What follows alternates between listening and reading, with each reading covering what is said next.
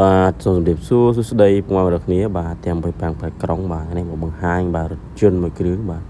ជាប្រភេទបាទ Toyota Alphard បាទឆ្នាំផលិត021បងណាសេនបងណា021សេនបងបាទនេះកង់យ៉ាន់នេះយើងលេងដាក់ថ្មីហើយបងណាអានថ្មីកង់ថ្មីបាទ4គ្រាប់បងបាទយើងរៀបចំឲ្យស្អាតបាទជាប្រភេទឡើងកណ្ដាស់ពុនបងណាអូតូ3លឹកបងបាទ hybrid ណានេះ hybrid បងប្អូនបាទក្នុងមកជាប្រភេទក្នុងខ្មៅបងប្អូនបាទនេះក្នុងខ្មៅអែមស្អាតមែនទែនបាទដៃជើងនៅសំណុំស៊ីនស្អាតបងប្អូនណាបាទតម្លៃសមរម្យបងប្អូនបាទមុនតែត្រូវការក្នុងខ្មៅបាទពណ៌សបាទក្រៅបងប្អូនណាអូតូ3សន្លឹកបាទជាប្រភេទបាទ hybrid ទៅតងបានយើងដាក់បាទកៅអី VIP យើងដាក់រៀបចំហើយបាទនេះអីម៉ាសាមាន wireless អញ្ចឹងបងប្អូនណាបាទពាក់កណ្ដាលហ្វូនេះអត់ហ្វូតបបើកទេបងប្អូនណាមកបងមានតម្រូវការទៅតងបានបាទ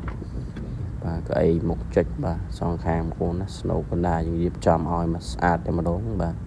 សម្រាប់មួយគ្រឿងនេះបាទសម្រាប់បងប្អូនឲ្យយកទៅលក្ខណៈឧស្សាហ៍ជីវកម្មបាទបងប្អូនណា